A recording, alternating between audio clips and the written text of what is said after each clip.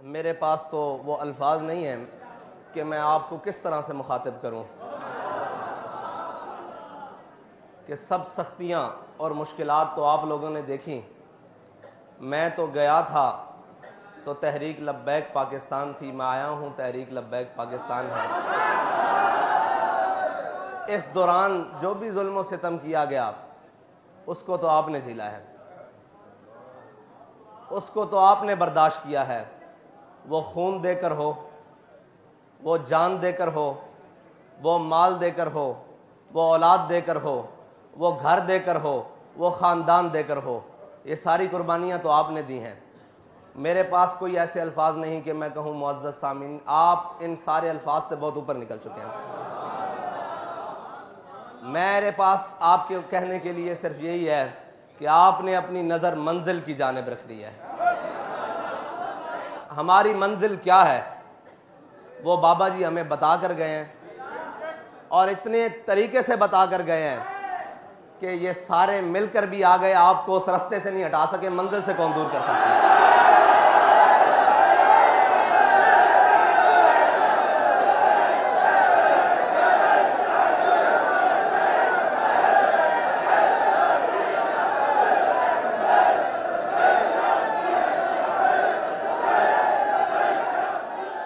एक मोहब्बत करने वाले ने पूछा कि हाफिज़ साहब ये बताएं अब आप क्या देख रहे हैं।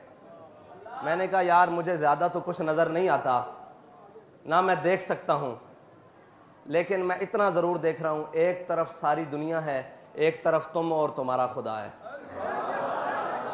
एक तरफ सारी कायनात खड़ी है और एक तरफ तुम और तुम्हारा खुदा है। तो मुझे यकीन है कि वो बाबा जी फरमाते थे इस्लाम कभी कंड नहीं लगन देता। और बातें तो बहुत होंगी लेकिन बातें कम होंगी, काम ज्यादा होगा। बातें होंगी और बड़ी बड़ी होंगी लेकिन बातें कम और काम ज्यादा होगा। सिर्फ बातें नहीं होंगी, ना हमने सिर्फ बातें पहले की हैं ना सिर्फ बातें अब करेंगे, हम काम करेंगे और फिर उसके हस्बे ज़रूरत जो बातें हुई वो भी करेंगे।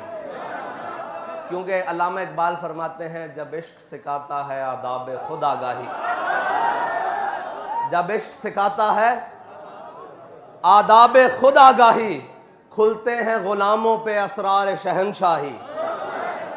अत्तार हो रूमी हो राजी हो गजाली हो, अत्तार हो रूमी हो राजी हो गजाली हो, कुछ हाथ आता नहीं बे आहे सहरगाही, नो उम्मीद न हो इनसे या रहबर फरजाना।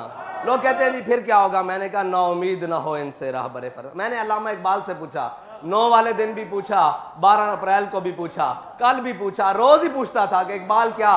तो इकबाल कहता था नो उम्मीद न हो इनसे ए रहबर फरजाना, कम कोश तो हैं लेकिन बेजौक नहीं राही,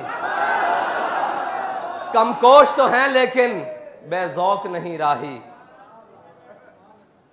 और ए तायर लाहौती, लोग समझते हैं कि ये उन मकासद के लिए आए हैं। मैंने कहा हमारा पीर हमें बता कर गया है और हमारा बाबा हमें समझा कर गया है। हमारे बाबा जी हमें समझा कर गए हैं और अल्लामा इकबाल बता कर गए हैं कि ए तायर लाहौती, उस रिज्क से मौत अच्छी। वो जो सुबह शाम लगे हुए ना जिसके पीछे, वो सारे लगे हुए हैं रल के।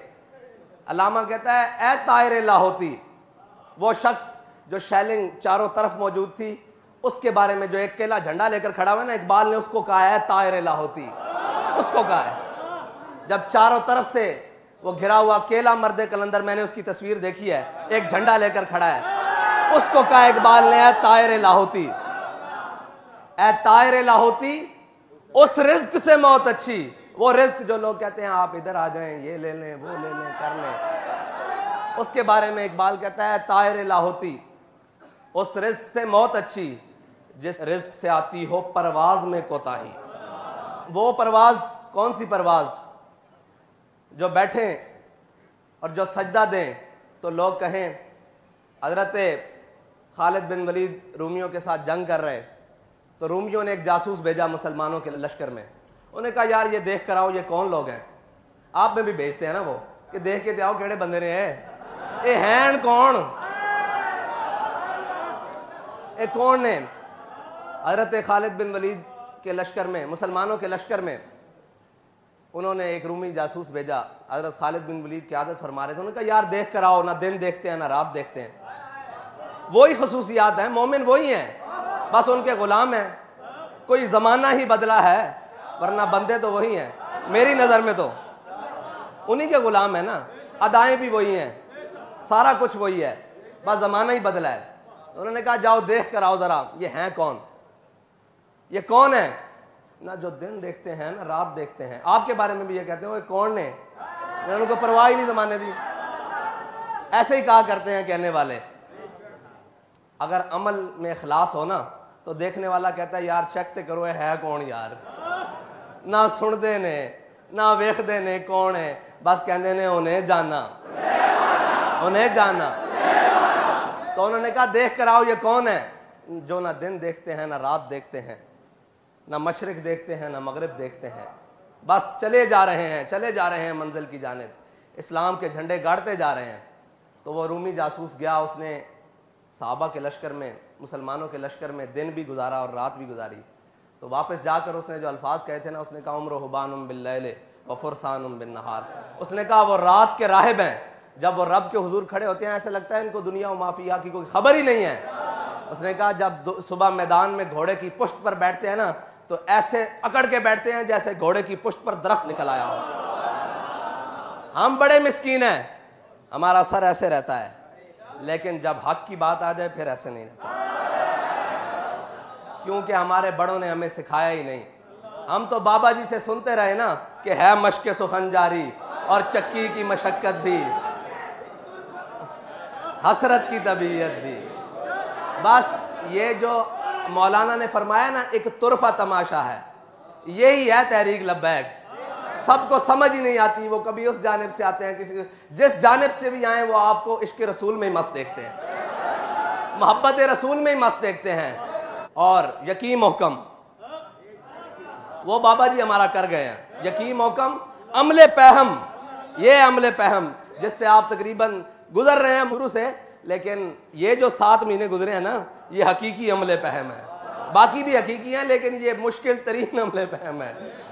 यकीन मोहकम अमले पहम मोहब्बत फाते आलम, जिहाद जिंदगानी में यही है मर्दों की शमशीरें, मर्दों की शमशीरें यही हैं, बाकी हो किसी की ना हो, मर्दों की यही है।